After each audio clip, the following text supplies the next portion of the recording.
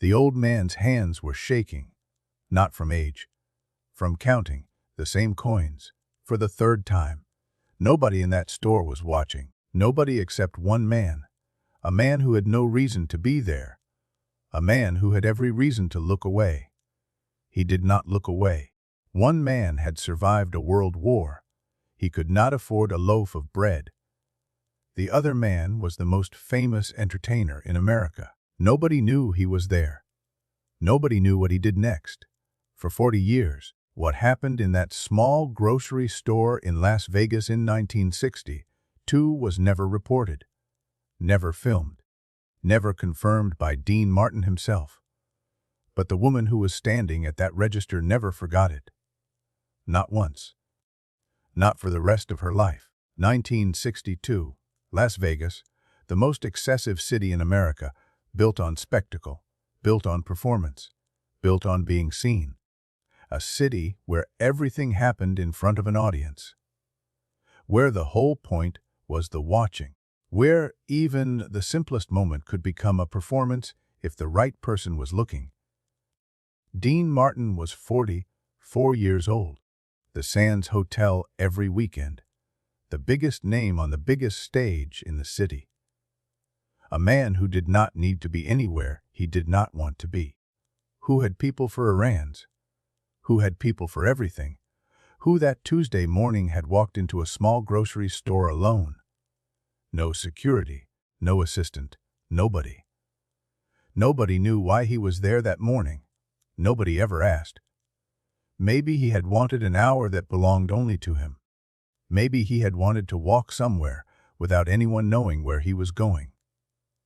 Maybe he had simply wanted bread. The reason did not matter. What mattered was that he was there, in a regular coat, in a store 3 blocks from the most famous stage in Las Vegas. At the right moment.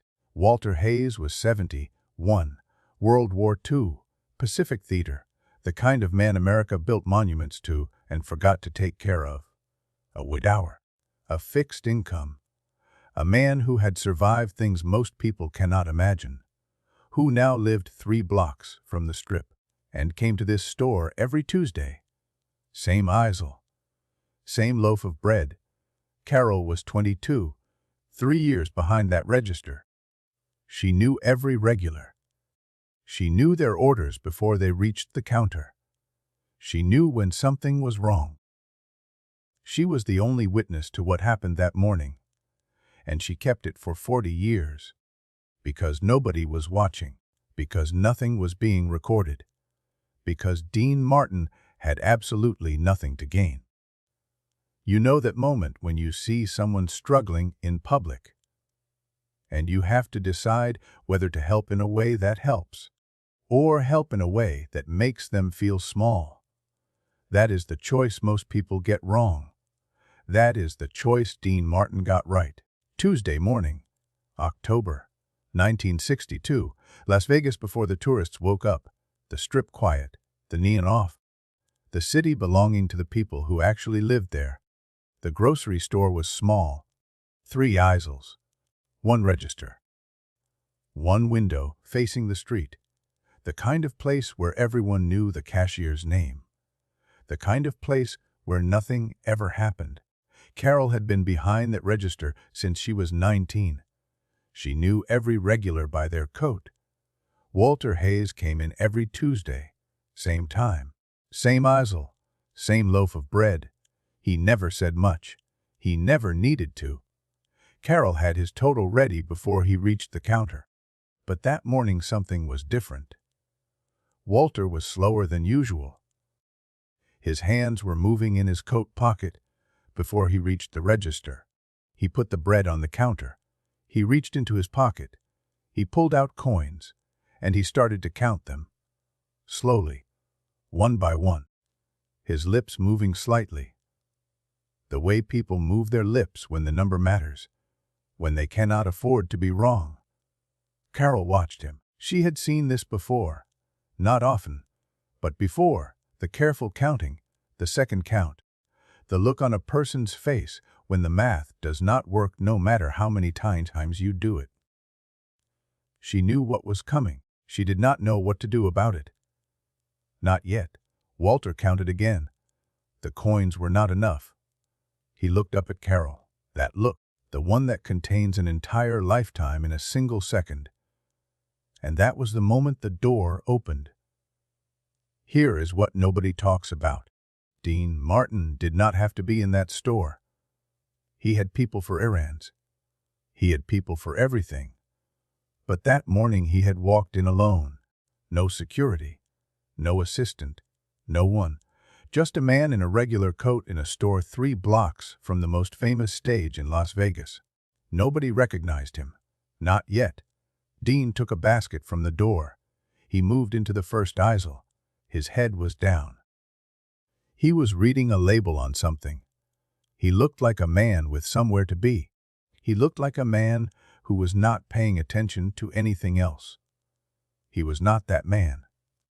He heard Walter before he saw him. The sound of coins on a counter. That particular sound. The sound of coins being counted one at a time. Slow, careful, deliberate. The sound of someone doing math they cannot afford to get wrong. Dean did not turn around. Not yet. He put something in his basket. He moved to the end of the aisle. He looked up, and he saw Walter. The old man's shoulders. The coat that was a little too big. The way his head was bent over the counter. The way his fingers moved through the coins with a kind of precision. The kind that comes from doing something many times before. The kind that comes from knowing every coin by feel. Dean stood at the end of the aisle. He did not move. Now see it from Walter's side. He had crossed the Pacific. He had seen things that changed what a person was capable of carrying. He had come home. Built a life. Lost a wife. And now he was standing at a grocery counter counting coins for bread. This was not the hardest thing Walter Hayes had ever faced. The hardest things were behind him. In a different ocean. In a different decade. But this was the kind of hard that lands differently at 71. The kind that is quiet and private and done alone. Dean put his basket down. He picked it back up. He moved through the second aisle. He chose a few more things. He was not in a hurry anymore. Carol watched Walter count a third time. Her hand was on the register. She did not know what she was going to do. She had no instructions for this, no training, no policy that covered an old man 3 coins short on a loaf of bread. Just a 22-year-old girl behind a counter watching an old man try to make the numbers work, and a feeling in her chest that she did not have a name for. She could cover it herself. She had thought about that. 3 coins. She could pull 3 coins from her own pocket, and nobody would ever know. But she had also seen how Walter held himself. The straightness of his back despite the bent shoulders. The care with which he had put the coins down one at a time. The dignity in every slow movement, and she knew that if she reached into her own pocket, he would see it. He would know, and that would be worse than the coins. 3 people in that store that morning. Walter, Carol, Dean. Only one of them knew what was about to happen. And it was not Walter. And it was not Carol. Why did Dean Martin walk past the first aisle and stop? What made him look? What made a man who had every reason to keep his head down do the opposite? There are people in the world who move through it seeing only what is directly in front of them. And there are people in the world who cannot help seeing everything. Dean Martin had grown up with nothing. Steubenville, Ohio.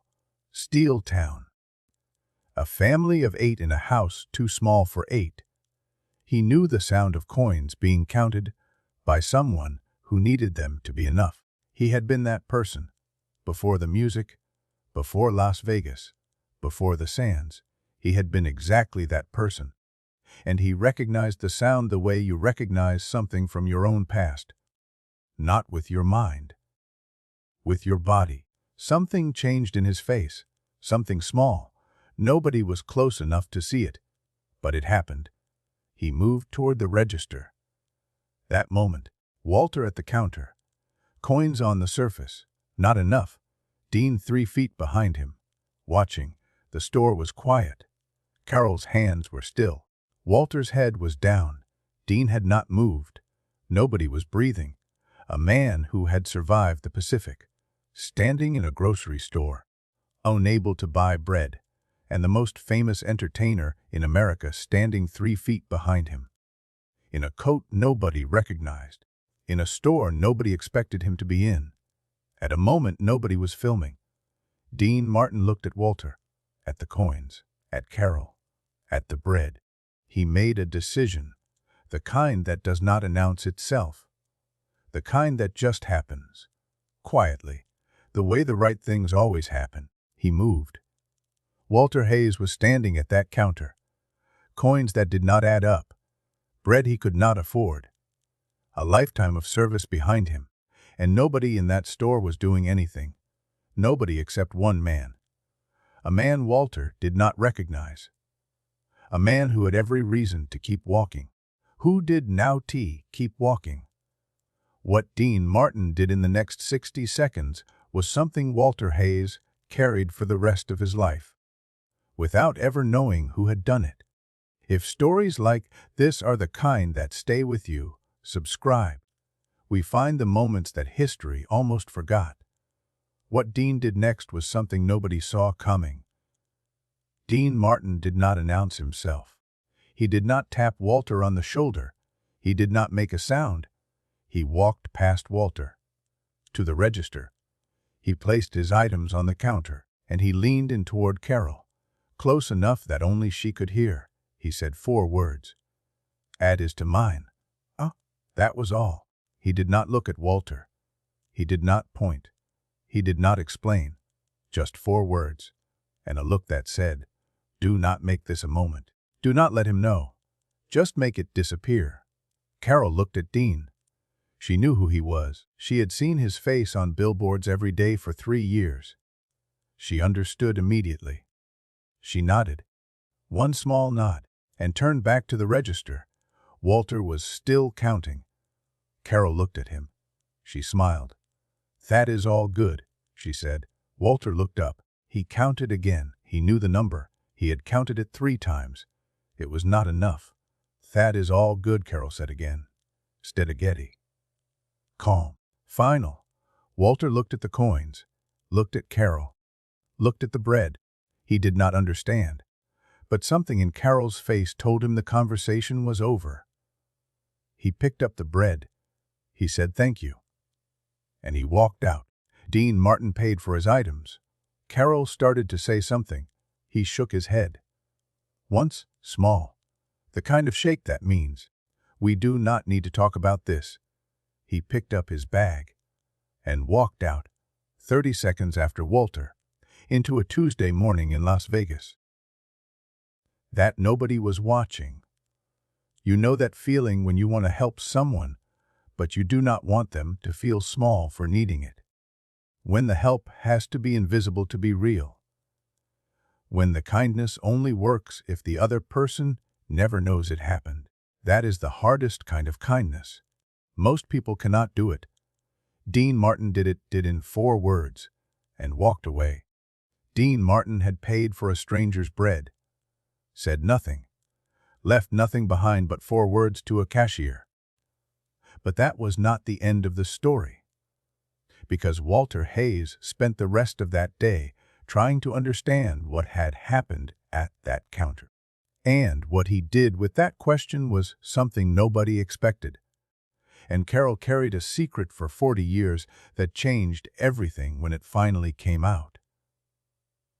Dean Martin had said 4 words to a cashier. Walter Hayes had walked out with his bread. Neither man knew what the other was carrying. But the story was not over, because secrets kept for 40 years do not stay quiet forever. And what Carol finally told her granddaughter revealed something about Dean Martin that no interview ever captured. Stay with it. Carol stood at her register. The store was quiet again. She looked at the door, then at the coins Walter had left on the counter. She picked them up one by one, put them in her pocket. She did not put them in the register. They were not hers to put there. They were Walter's, and she was going to hold on to them. She did not know why. She just knew she could not throw them away. She stood there for a long moment after both men had gone. The store was empty now, just her, and the sound of the refrigerators humming, and the memory of 4 words, said so quietly she had barely heard them, but she had heard them, every one. Walter walked home, 3 blocks, same route he always took. He thought about the counter, about the coins, about Carol saying it was all good. He knew it was not all good. He had counted 3 times, but Carol had not taken anything extra. He had checked. He had looked at every coin she took. So what had happened? He did not have an answer. He walked home with his bread, and he thought about it for the rest of that day. He thought about it the next day too. He went over it the way you go over something that does not add up. Not with urgency, with the patient, methodical attention of a man who had learned to solve problems quietly. He had been a careful man his whole life. He was being careful now. And still the numbers did not make sense. And still he had no explanation. He put the bread on the kitchen table. He made his lunch. He sat by the window, and at some point he stopped trying to figure it out. Some things do not have explanations you can reach. He had learned that in the Pacific too. Carol did not tell anyone that night. Not her mother, not her boyfriend, not the other girl who worked the afternoon shift. She thought about why, and the answer was simple. Dean Martin had not wanted it to be a story. He had been very clear about that. Not with words, with everything else. The way he had leaned in, the way he had shaken his head, the way he had walked out. He did not want a moment. He just wanted the old man to have his bread. So Carol kept it. The way you keep something that was never really yours to share. It was harder than she expected. She worked that same register for 11 more years. Thousands of transactions, thousands of faces, and every Tuesday when Walter came in she felt it again. That particular weight. The weight of knowing something about a person that they do not know about themselves. That someone had seen them on their worst Tuesday and had chosen to make it better, without leaving any trace of themselves behind. She practiced saying nothing. She got good at it. She smiled at Walter the way she smiled at everyone. Warm, brief, professional. The smile of a cashier who is glad to see you. Not the smile of a woman carrying a 40-year secret about the Tuesday morning she had watched Dean Martin save his dignity without him ever knowing it needed saving. Walter Hayes came back to that store every Tuesday for 11 more years, until he could not walk the 3 blocks anymore. Carol saw him every time. She never said anything. She just smiled. The smile of someone carrying something the other person does not know about. Walter always smiled back. He never knew why she looked at him that particular way. He just thought she was a kind girl. He was right. He just did not know why. Here is what nobody talks about. Dean Martin never told this story. Not in any interview. Not to any journalist. Not to any friend who went on record. He walked out of that store and he let it go. The way he let everything go that he had already decided did not need to be held onto. Completely. Without effort. Without ceremony. Think about that for a moment. The most famous entertainer in America. In 1962. At the height of everything. Doing a thing that nobody would ever know about. And choosing to keep it that way. Not because he had to. Because he wanted to. Because the thing only meant something if nobody knew. There is a version of that morning where Dean Martin introduces himself, where Walter looks up and realizes who has been standing behind him, where the whole store shifts, where Carol tells the story the next day, where it becomes something, a column, a headline, a career moment. Dean Martin chose the other version, the one where nobody knows, the one where Walter walks out with his bread and his dignity, the one where Carol is the only witness. And Carol keeps it, because that was what the moment asked of her. Walter came in one last Tuesday. He was slower that day. Carol noticed. She helped him with his bag at the counter. He thanked her. He said she had always been kind to him. She said it had always been easy. He did not know what she meant. He walked out. That was the last time she saw him. She stood at the register after he left, the way she had stood there that first Tuesday. The coins in her pocket feeling heavier than 12 coins should feel. She did not take them out. She just stood there. And then another customer came in. And she smiled. And the day moved on, the way days always do. 40 years passed. Carol retired. She had grandchildren. One of them was the kind of girl who asked good questions at dinner. The kind that make grandmothers pause. The kind that are not satisfied with short answers. The kind that lean forward when they ask a question because they actually want to know. The question was simple. What is the kindest thing you ever saw? Carol put down her fork. She thought for a moment, longer than the granddaughter expected.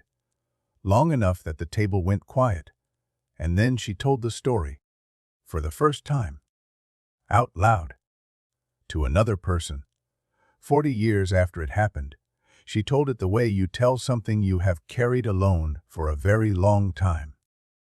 Carefully, slowly, getting the details right because the details were all she had. 4 words, 12 coins, a Tuesday in October, a man in a coat nobody recognized, an old man walking out with his bread. The granddaughter did not say anything for a moment after Carol finished. She just looked at her grandmother. The way you look at someone when you realize you have been underestimating them, when you realize they have been carrying something significant this whole time. Quietly, alone, she wrote it down. She put it on the internet. The way young people do with the things that matter to them. She did not have proof. She had her grandmother's memory, and the coins Walter had left on the counter. Carol had kept them in a small dish on her dresser. For 40 years, she could not explain why. She just could not throw them away. 12 coins, from a Tuesday morning that had lasted her entire life. People read it. Then more people read it.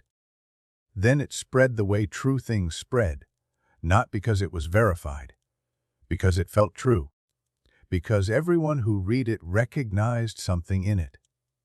Everyone who read it thought about someone they knew who would have done exactly that, said nothing, done everything, walked away. Some people pushed back. They wanted documentation. They wanted receipts. They wanted the kind of proof that turns a story into a fact. Carol's granddaughter had none of that. She had a grandmother, and 12 coins in a dish, and 40 years of silence that meant something. Most people did not push back. Most people read it and went quiet. The way you go quiet when something reminds you of who you wanted to be. When something shows you a version of goodness you had almost stopped believing in. Walter Hayes had died in 1981. He never knew. Dean Martin died in 1995. He never said. Carol lived to see the story reach the world. She was 82 years old. She said it felt like putting something down she had been carrying for a very long time.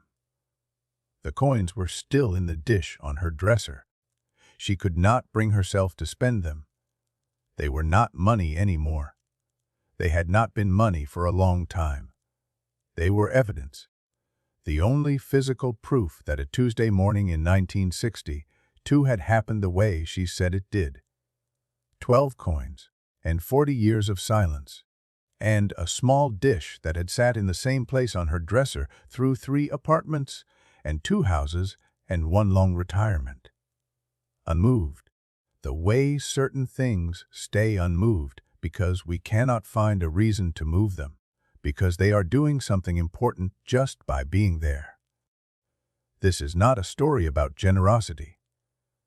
Anyone with money can be generous. This is a story about something much harder. Invisible kindness. The kind that asks for nothing back. Not even acknowledgement. Not even the knowledge that it happened. Dean Martin could have made that moment his.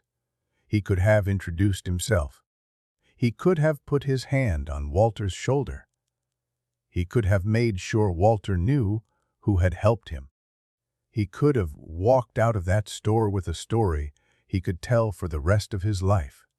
He chose none of that. He chose for Walter to walk out with his dignity completely intact, not knowing he had needed help, not knowing help had arrived. Just a man who went in for bread and came out with bread. That is the whole thing. That is the entire point. Walter Hayes did not leave that store owing anyone anything. He did not leave that store with a debt he was not aware of. He did not leave that store smaller than he had entered it. He left the same man who had walked in. Because Dean Martin had been careful, had been precise, had understood that the shape of the help mattered as much as the help itself. Think about the last time you helped someone. Did they know it was you? Did you make sure they knew? Now think about what it would take to help someone in a way that Garrett guaranteed they would never find out, where the only record of it was in your own memory, and you never told anyone, not once, not ever. That is what Dean Martin did, on a Tuesday morning in 1962, in a store nobody remembers, for a man whose name he never knew, the name that is worth stopping on. Dean Martin never knew Walter's name. He did not ask Carol. He did not look at the coins to count how much he was covering. He just said 4 words, and walked to the back of the store, and waited. He had no information about who this man was, what he had done, what he had survived, what he was carrying. He just saw an old man with coins that were not enough, and he did something about it. That was all. That was the whole decision, made without information, without context, without any reason beyond the simple fact that it needed to be done. Real kindness is not a performance. It does not need an audience. It does not need to be remembered. It does not even need to be known. It just needs to happen, quietly, for the right reason, at the right moment, and then it needs to be let go. We live in a world where everything is documented, where every good deed finds its way to a camera, where kindness has become content, where people photograph the check they left, where the donation comes with a post, where the help comes with a story about the help. Dean Martin showed us something different, a kindness so complete that it required the other person to never know it happened.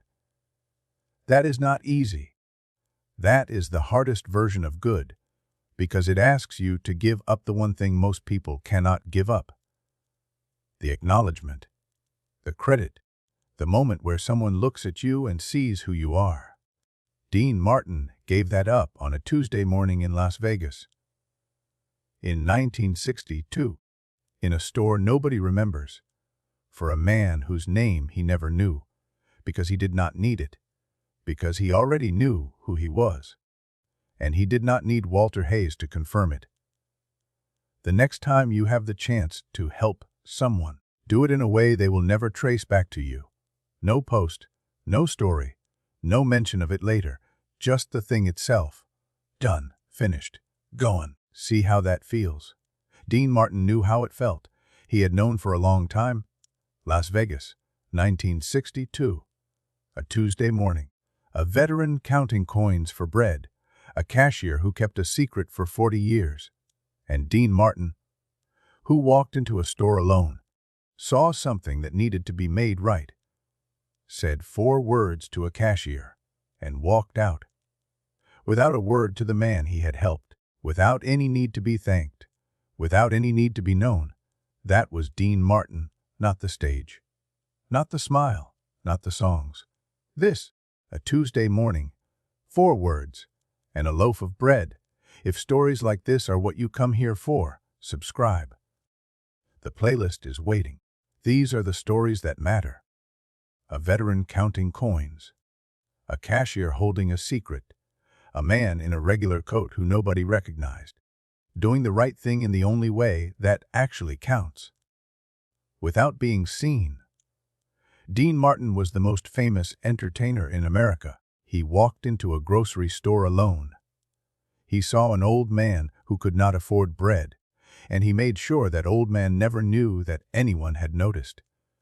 Not because it was easy, because it was right, and he knew the difference. He had always known the difference.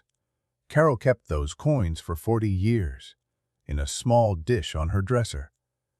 She could not explain it. She just knew they meant something. They were the only proof that morning had happened. The only evidence of 4 words, and a decision made in silence. And a man who walked out of a store and never looked back. She showed the coins to her granddaughter the night she finally told the story.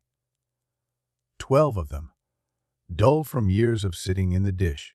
Not valuable, not rare, just 12 coins from a Tuesday morning that had lasted her entire life.